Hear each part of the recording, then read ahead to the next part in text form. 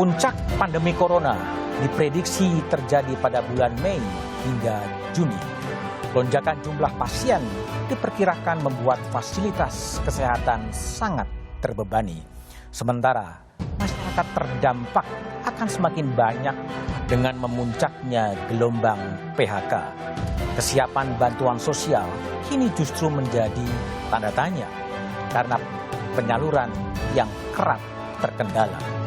Lantas, bagaimana pemerintah menghadapi puncak pandemi?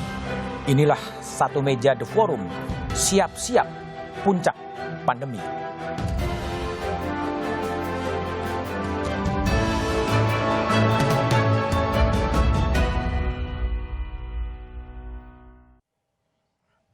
Sejak Presiden Jokowi mengumumkan 2 Maret terkonfirmasi positif corona di Indonesia, sampai sekarang 9.771 warga negara Indonesia terkonfirmasi positif COVID-19. 784 meninggal dunia dan 1.391 orang sembuh. Inilah tema Satu Meja, siap-siap puncak pandemi bersama dengan sejumlah narasumber yang telah hadir. Ada epidemiologi dari Universitas Indonesia, Pandu Riono. Selamat malam, Mas Pandu.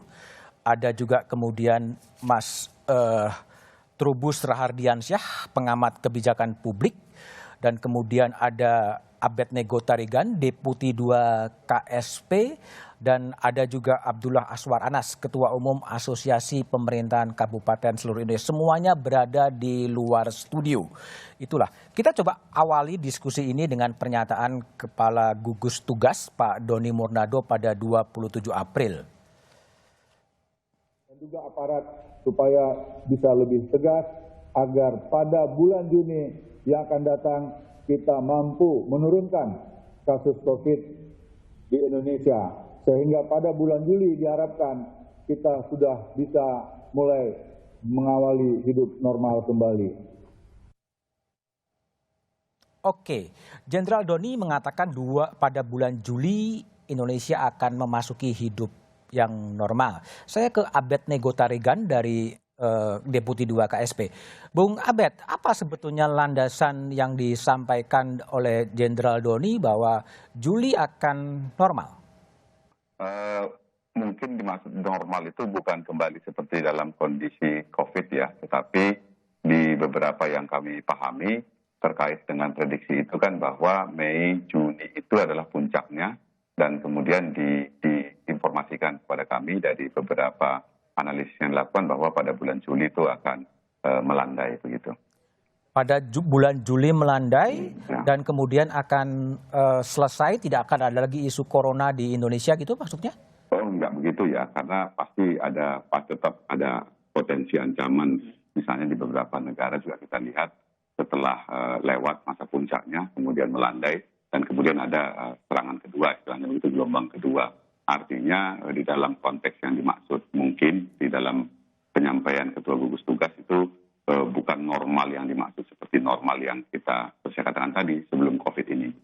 Oke, baik. Saya ke Mas Pandu Riono, seorang epidemiologi dari Universitas Indonesia. Mas Pandu, kalau saya melihat tweet dari Mas Pandu, kira-kira mengatakan bahwa Indonesia ini sekarang dalam kondisi akan menuju puncak dari pandemi. Betul gitu, Mas Pandu? Ya, kita akan mencapai puncak yang secara rata-rata di seluruh Indonesia.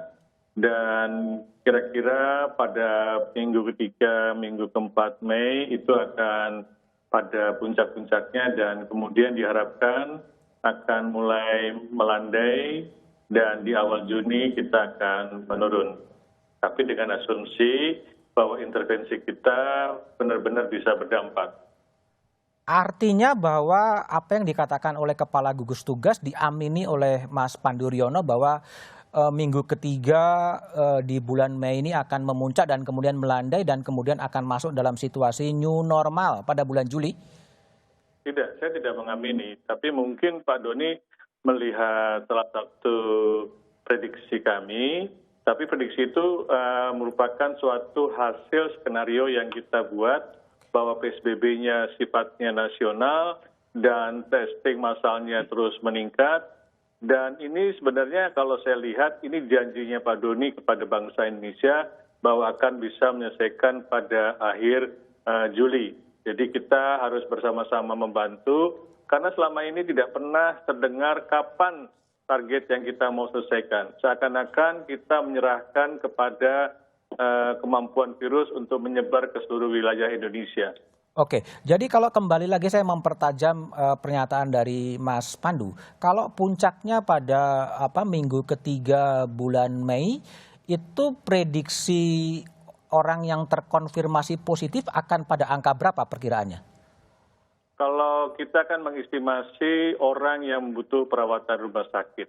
Perawatan. Kalau kita orang yang butuh perawatan rumah sakit, karena kita mematching dengan kapasitas layanan kesehatan, apa yang harus disiapkan ketika menghadapi puncak. Karena itu penting, karena kalau puncak itu terjadi, jangan sampai layanan kesehatan kita kewalahan, sehingga kita tidak mampu merawat yang memang butuh perawatan, dan akhirnya banyak yang harus meninggal. Jadi itu bukan yang terinfeksi jauh lebih banyak. Jauh lebih banyak. Jauh lebih banyak dan sebagian mungkin tidak membutuhkan perawatan rumah sakit. Oke, yang dirawat di rumah sakit pada puncak itu berapa? Kalau intervensinya moderat sekitar 30.000. Kalau kita bisa dalam waktu dekat ini meningkatkan intervensi kita di sekitar 12.000. Mungkin di antara 30.000 sampai 12.000 secara rata-rata di Indonesia. Itu yang akan terjadi pada minggu ketiga bulan Mei dan awal Jun gitu ya? Betul. Oke, boleh nggak kritik Anda atau masukan Mas Pandu soal tadi intervensi atau PSBB, apa sebenarnya masukan agar betul-betul bisa ditekan agar jumlah yang dirawat itu lebih rendah? Ya, jadi kita kan memilih PSBB, artinya pembatasan sosial itu sifatnya harus betul-betul terimplementasi, bukan dalam SK saja. Jadi kita bisa melihat masih banyak penduduk yang masih berpergian dan seharusnya mereka stay at home. Dan kita bisa lihat dari data yang kita pantau dari data big data Google, ternyata yang hanya meningkat tajam tuh hanya di DKI. Sedangkan di Jawa Barat, terendah di Jawa Tengah maupun Jawa Timur itu belum sampai di atas 50%.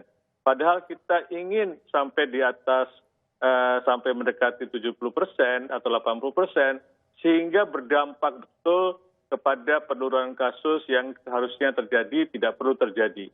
Dengan demikian kita bisa melandaikan puncak ini dan juga bisa memundurkan waktu puncak dan kita bisa merawat orang-orang yang butuh perawatan karena kapasitas layanan kesehatan mampu menanggulanginya. Artinya kedisiplinan itu masih menjadi faktor kunci sehingga di beberapa daerah PSBB belum efektif gitu ya?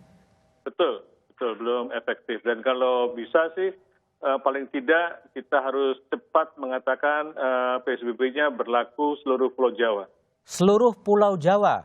Oke, Ya. Mas Aswar Anas sebagai Ketua Umum APKASI. Gimana? Ini ada kritik dari Mas Panduryono mengatakan bahwa PSBB-nya itu sebenarnya belum efektif, warganya masih bandel, masih keluar rumah. Nah, Anda sebagai Ketua Umum APKASI apa yang mau dikatakan dalam melihat ada kekurang disiplinan dari warga negara ini? Baik, terima kasih. Ini yang kan PSBB ini kan baru beberapa daerah saja. Tetapi para kepala daerah telah melakukan langkah-langkah luar biasa menurut saya, Mas. Teman-teman telah bekerja keras, bahkan camat-camat sekarang, begitu juga teman-teman desa, Babinsa, Babinkamtibmas bersatu di tingkat desa untuk memberikan informasi dan menyampaikan kepada masyarakat terkait dengan bahayanya COVID-19. Bahkan di beberapa daerah, termasuk di tempat kami di Banyuwangi, sampai keliling menggunakan keranda mayat untuk mengingatkan masyarakat tentang bahaya ini. Ini karena memang masyarakat merespon berbeda-beda sesuai dengan segmentasinya, terkait dengan wabah virus corona ini. Keranda dikeliling, Mas Aswar, keranda Ya. yang diusung untuk quote-unquote menginformasikan betapa bahayanya corona itu efektif untuk lokal Banyuwangi? Ya, setidaknya orang langsung terperangah. Oke. Karena bahasa verbal apalagi yang bisa disampaikan kepada mereka. Oke. Karena memang jujur di kampung-kampung, di desa-desa dan teman-teman di kepulauan, ini kadang tidak terasa tentang bahaya ini karena memang mereka di kampung sunyi, sepi, dan para petani tidak merasakan ini. Oke. Tetapi begitu ada kehadiran orang luar masuk ke kampungnya atau ke daerahnya, inilah yang menjadi sekarang penjagaan teman-teman di berbagai daerah terkait dengan orang mudik dan lain-lain. Tetapi secara umum teman-teman telah bekerja luar biasa sesuai dengan cara dan kemampuan masing-masing di daerah, sesuai dengan arahan karena Menteri Dalam Negeri telah memberikan arahan kepada kami, Menpan RB telah memberikan arahan, Ketua Umum partainya telah memberikan arahan, baik misalnya PDI Perjuangan, Golkar juga memberikan arahan terkait dengan sikap partai dan juga sikap kepala daerah yang diberikan oleh pemerintah yang ada di Jakarta. Kalau gini Mas Aswar, apakah memang ada kesiapan di anggota-anggota APKASI menuju puncak pandemi? Apakah sudah ada yang dipersiapkan secara lebih serius atau sebenarnya business as usual aja? Ini serius sekali teman-teman. Bahkan merubah anggaran itu bukan sesuatu yang mudah sesungguhnya. Bahkan ada relokasi anggaran yang cukup serius. DAK kemudian ditarik, kemudian redistribusi ulang untuk kebutuhan COVID. Kerelaan teman-teman untuk merubah ini luar biasa. Bahkan Menteri Keuangan memandu ini secara ketat. Bahkan day to day kami dipandu. Memang kemudian ada keluhan dari beberapa teman terutama di luar Jawa dan kepulauan supaya terkait dengan perubahan DAK untuk COVID-19 ini jangan disamaratakan karena beban atau yang dihadapi teman-teman berbeda dengan teman-teman di Jawa atau teman-teman yang memang di kota-kota memiliki dampak yang cukup kuat dari penularan COVID ini. Tapi secara umum teman-teman telah melakukan perubahan secara radikal, istilah Ibu Menteri Keuangan dilakukan oleh teman-teman di daerah. Saya ingin minta opini Abdullah Aswarna sebagai Ketua APKASI. Tadi Mas Panduryono menyebutkan sebaiknya PSBB itu tidak lagi kota-kota tapi Pulau Jawa. Ya, saya kira kalau memang serius untuk menangani ini, kami setuju. Tentu dengan beberapa langkah yang masing-masing daerah punya langkah-langkah yang juga perlu ditampung oleh pemerintah pusat. Nah, saya kira ini perlu dilakukan untuk daerah-daerah yang memang ini bisa terhubung satu dengan yang lain. Nah, Banyuwangi sendiri kebetulan misalnya, kami ini kan terhubung dengan daerah dekat misalnya dengan Bali. Misalnya, dengan Bali. Sehingga kami sekarang harus melakukan pengecekan setiap orang yang masuk ke Banyuwangi, kami punya sistem digital dengan NIK. Jadi setiap orang yang masuk dengan NIK, bisa langsung dilihat di web kami, orang keluar masuk bisa terpantau. Tetapi kan kami ada waktunya, ada batasnya. Begitu juga kabupaten-kabupaten yang lain, daya upaya ini mesti dikerjakan dengan cara kemampuan mereka juga. Baik. Saya ke Mas Trubus Rahardiansyah, orang pengamat kebijakan publik. Menjelang puncak pandemi, kira-kira apa yang harus diantisipasi dan yang harus disiapkan oleh pemerintah pusat? Tapi jawaban Mas Trubus setelah jeda berikut ini.